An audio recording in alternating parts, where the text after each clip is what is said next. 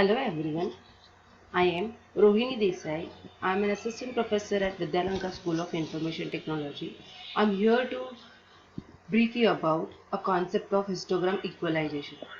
Basically, here we will be learning histogram equalization with one simple example. Before knowing what is histogram, we should know what is an image. So here we have taken an example of a grayscale image. Here I have listed different definitions of grayscale image. First is grayscale image is also known as black and white image, and each pixel has only one value, which is the intensity of the pixel. So everyone knows image is always made up of different pixels, and the value of the pixel may range from 0 to 255. The another definition of grayscale image is a grayscale or grayscale digital image is an image in which the value of each pixel is a single sample. That is, it carries only intensity information. And the another definition is grayscale images are composed of exclusively shades of gray, varying from black at the weakest intensity to the white at the strongest. So these are nothing but different definitions of grayscale image, which tells us that image is made up of pixels which contains the intensity and that may range from 0 to 255. Now moving ahead with what is histogram equalization.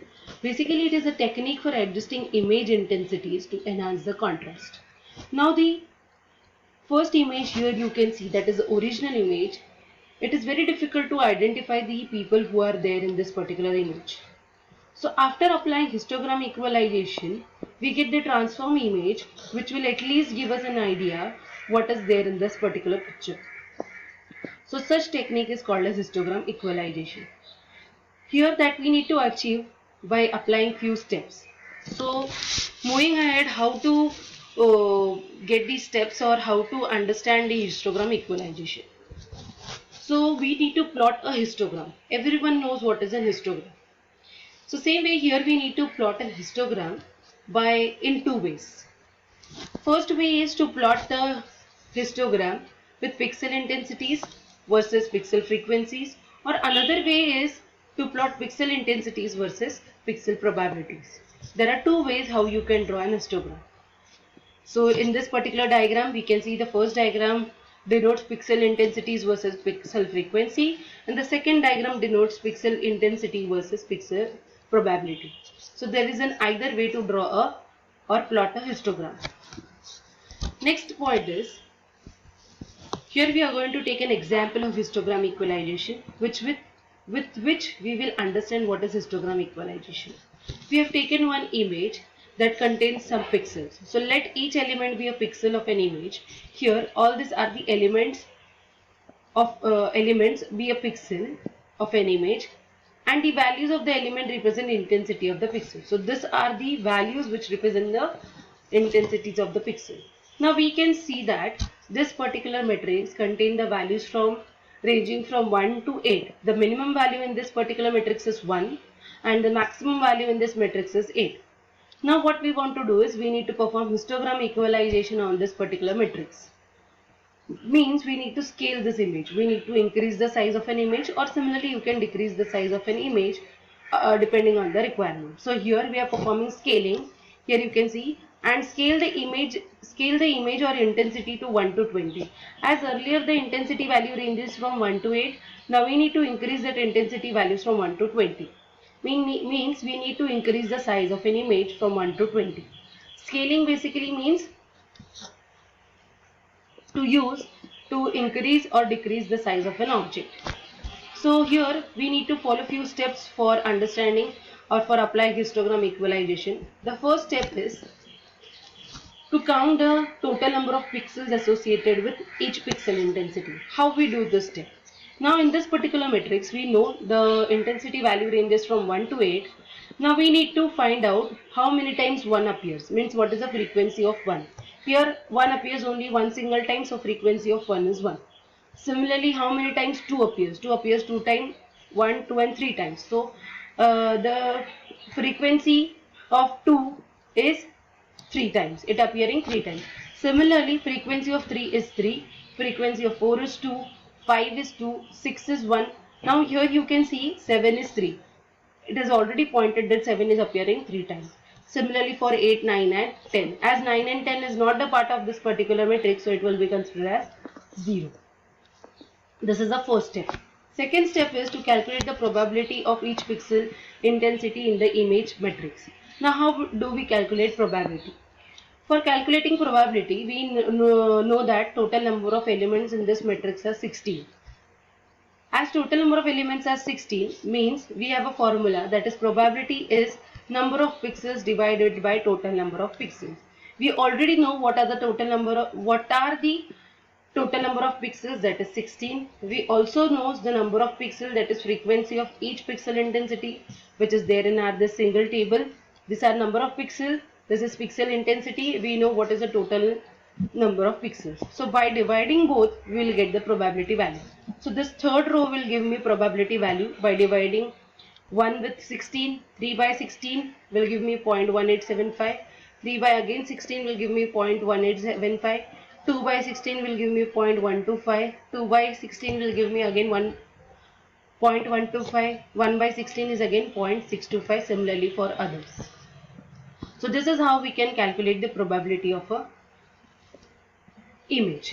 After calculating the probability of each pixel intensity in the image, moving ahead, the next step is to find out to calculate cumulative probability. How do we calculate cumulative probability? Here I have not mentioned the formula, but it is one of the easiest thing to calculate cumulative probability. As we have already calculated probability, what we need to do is we need to keep the first value as it is, and we need to add the first value with the second value. It will give me the second value, that is 0.625 plus 0.1875 will give me 0.25. Same way for calculating for the others, like 0.25 plus 0.1875 will give me 0.4375. 0.4375 plus 0.125 will give me 0.625. Same 0.5625 plus 0.125 will give me 0.6875.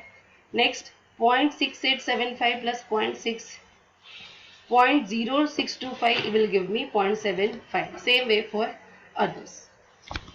This is how I am going to calculate cumulative probability. Next step is, as we have calculated cumulative probability, we need to scale this image. As I need to scale this image means I need to increase the size of an image. So I need to multiply this cumulative probability by 20. Here I have considered my scaling value as 20. Here you can change your scaling value to any of the value which you want. Right? It can be 30, it can be 40, it can be 60, anything. Because I have considered over here my scaling value ranges from 1 to 20. So I'll be multiplying my cumulative probability which I have calculated earlier with, I will be multiplying it with 20. After multiplying 0.0625 into 20 will give me 1.25. 0.25 into 20 will give me 5. 0.4375 into 20 will give me 8.75, and similarly for rest of the pixels. This is how I will calculate the cumulative probability into 20. After calculating this, I need to round the decimal values to the lower integer values. As we all know what is lower integer values, that is floor rounding.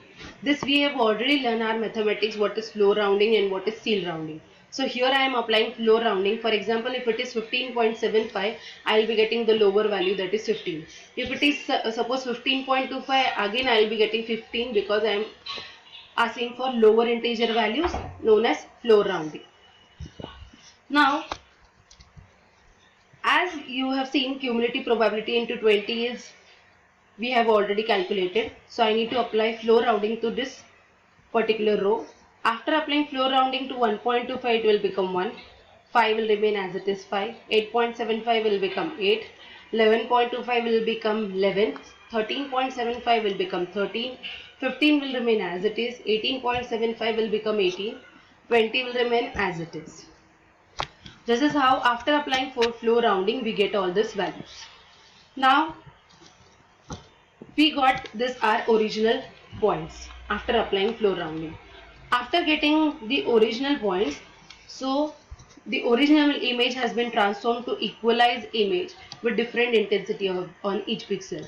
Now we can see that This is my original matrix and this is my transform matrix.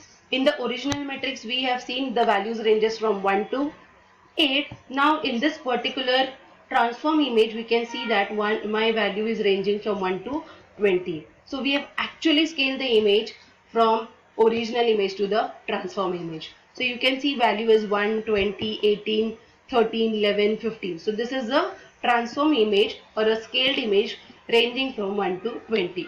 So here we can see that intensity range of values has been increased and hence the histogram of the image will look more spread.